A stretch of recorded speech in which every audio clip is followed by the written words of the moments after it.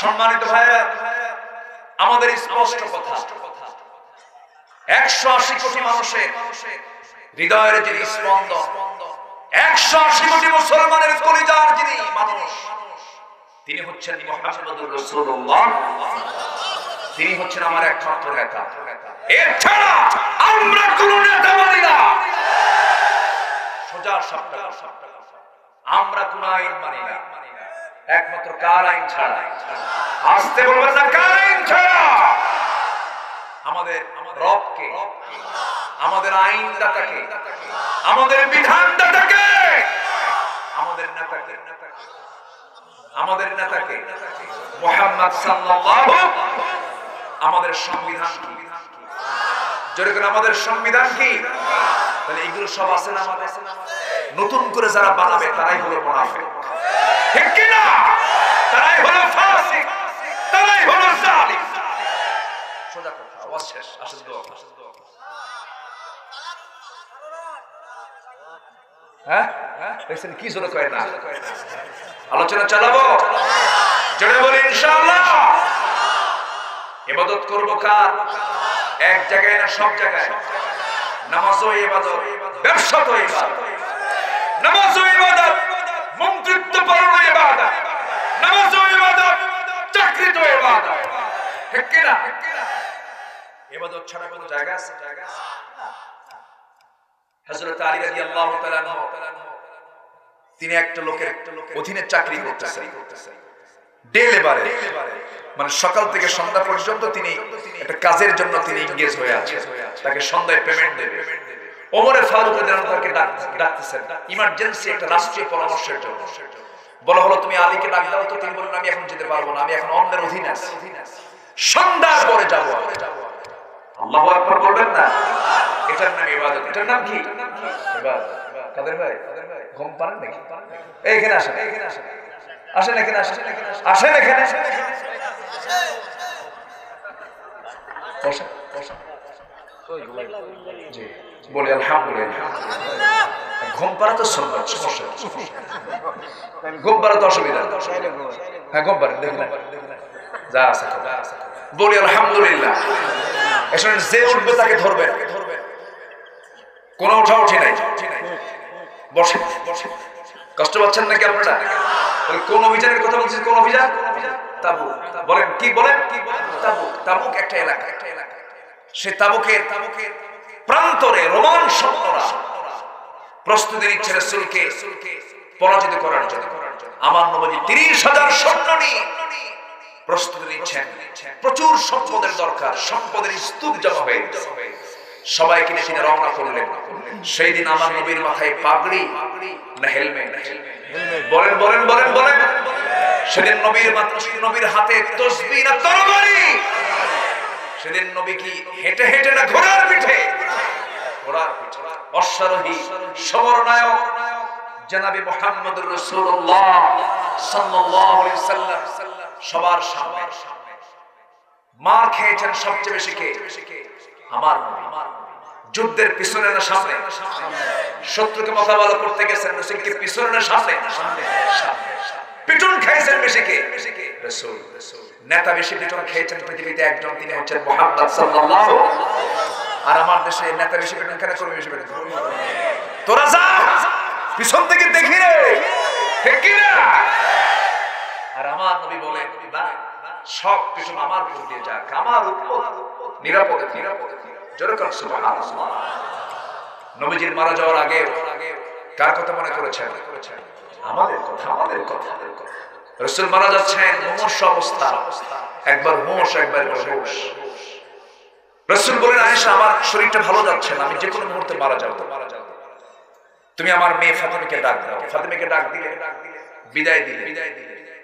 ফাতিমার কান্না থেমে গেল। বললেন তুমি চিন্তা করো না, আমার মরার পর পর তোমার মৃত্যু হবে। দুনিয়াতে কাছাকাছি ছিলাম, কবরও কাছাকাছি। মৃত্যুর কথা শুনলে মানুষ ভয় পায়, আর ফাতিমা হাসি দিয়া রাসূলকে খুশি করে চলে গেলেন। যাক আব্বাও যাচ্ছে, আমিও মরে যাচ্ছি। জোরে করে সুবহানাল্লাহ। আমার নবী যখন বলছেন আয়েশা শোনো, যে কোনো মুহূর্তে আমার মৃত্যু হবে, মালাকুল মউত চলে আসবে। মালাকুল মউত চলে আসছে। রাসূল বলছেন আয়েশা আমার উম্মতকে একটা লাস্ট মেসেজ দিবা, আমার উম্মত যেন 5 ওয়াক্ত নামাজ না ছেড়ে দেয়। জোরে করে সুবহানাল্লাহ।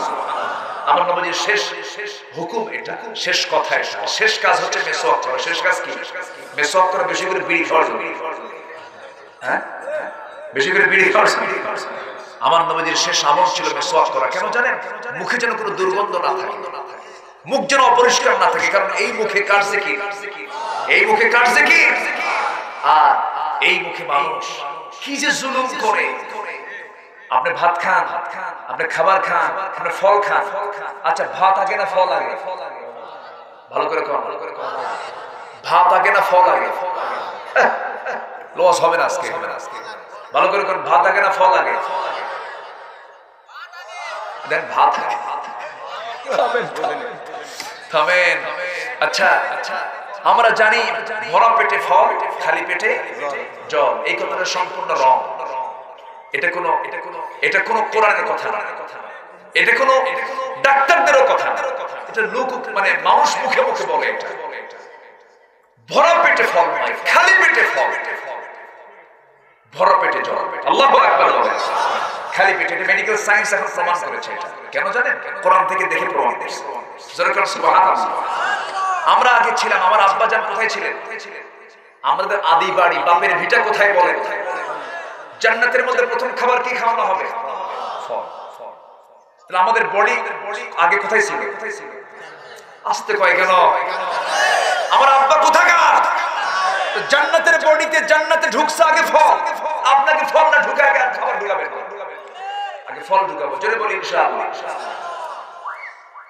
আল্লাহ তাআলা বলেছেন ওয়াফাকিহাতুম মিম্মা ইয়াতাখায়্যারুন ওয়া লাহমি তায়রিন মিম্মা ইয়াশতাহুন ওয়া হুরুন আইন কাআমসালিল লু'লুইল মাকনুন। জোরে বলুন আল্লাহু আকবার। জান্নাতের মধ্যে তোমাদের জন্য আমি আগে ফল দেব, সেই ফল তোমরা খাবে। কারণ আমার বন্ধুগণ, দুনিয়াতে ফলের পাশাপাশি আমরা যে খাবারগুলো রান্না বান্না করি, গরু গোশত রান্না করতে গেলে ঝাল একটু কম হয়, ঝাল একটু বেশি হয়, লবণ কম হয়, লবণ একটু বেশি হয়, শরীরে অ্যাডজাস্ট করা হয়, পেট খারাপ হয়। কি খারাপ? পেট খারাপ হয়ে যায়। প্রসেস ফুড, এর মধ্যে কিছু ফুড পয়জন হয়ে যায়। কিন্তু আল্লাহ তাআলা কমলার মধ্যে কতটুকু মিষ্টি থাকা দরকার ততটুকু মিষ্টি দিয়েছেন, লেবুর মধ্যে যতটুকু রস থাকা দরকার, যা কিছু থাকা দরকার তা দিয়ে দিয়েছেন। লেবু খেলে পরে লিভারটা সাফ হয়ে যায়, হার্ট ব্লক গুলো সেরে যায়। আল্লাহ সুন্দর করে ফলমূল গুলো দিয়েছেন। বান্দা, তুই আগে ফল খাবি, সমস্ত রোগ থেকে আমি আল্লাহ হেফাজত করব। জোরে বলুন সুবহানাল্লাহ। এরপর খাবেন গোশত। এরপর খাবেন কি? গোশত। ওয়াফাকিহাতুম মিম্মা ইয়াতাখায়্যারুন ওয়া লাহমি তায়র। জান্নাতের মধ্যে এরপর আল্লাহ পাক গোশত খাওয়াবেন। এরপর সেখানে থাকবে ডাহুক চেহারার কিছু হুর থাকবে। সেই হুর কি সবাই নিতে রাজি আছেন নাকি? আস্তে আস্তে কম। সবাই কি নিতে রাজি আছেন? সেই হুরগুলো কেমন হবে? কেমন সুন্দর? বউদের মতো। হ্যাঁ, বউদের মতো। কিছু কয় না। এই তো উত্তর একজন মানে কোনদিন দেখে নাই চোখ এমন একটা জান্নাত আল্লাহ পাক আমাকে আপনাকে দিবেন। এবং জান্নাতি নারীর সৌন্দর্য এত বেশি হবে, হুররা এত সুন্দরী হবে যে জান্নাতি হুরের যে একটা কনিষ্ঠ আঙ্গুল, একটা আঙ্গুলের যে সৌন্দর্য গোটা পৃথিবীর সমস্ত নারীকে এক পাল্লায় দিবেন। আর জান্নাতি নারীর একটা আঙ্গুলকে এক পাল্লায় দিবেন। আল্লাহ তাআলা ওই জান্নাতি নারীর সেই জান্নাতি হুরের সেই আঙ্গুলটা সমস্ত নারীর চাইতে বেশি সুন্দর করে রেখে দিয়েছেন। জয় করুন সুবহানাল্লাহ। কিন্তু এই গল্পগুলো কিন্তু রাতের বেলা বউয়ের সামনে করা যাবে না, করলে কিন্তু প্যাঁচ লেগে যায়। আমার মায়েরা তো হুরের সঙ্গে হিংসা করে, বুঝলে? হুরের গল্প কিন্তু মেয়েদের সামনে করা মুশকিল। তবে জ্ঞান থাকলে, এলেম থাকলে আবার তারা কিছু মনে করবে না। বলি আলহামদুলিল্লাহ, জোরে বলি আলহামদুলিল্লাহ। সেই হুরকে আমরা সবাই নিতে চাই। আস্তে আস্তে করে চান কি সবাই নিতে? কিছু কিছু বুড়া লোক চাই, জোরে বুড়ি শুনলে কিন্তু খবর আছে। যে খুব সুন্দর আপনারা সেই জান্নাতের প্রাপ্তি যদি আমরা অর্জন করতে চাই তাহলে ইবাদত কি এক জায়গায় করব না সব জায়গায় করব? সব জায়গায়। আমার ভাইরা, আমার নবীজি 30,000 সৈন্য নিয়ে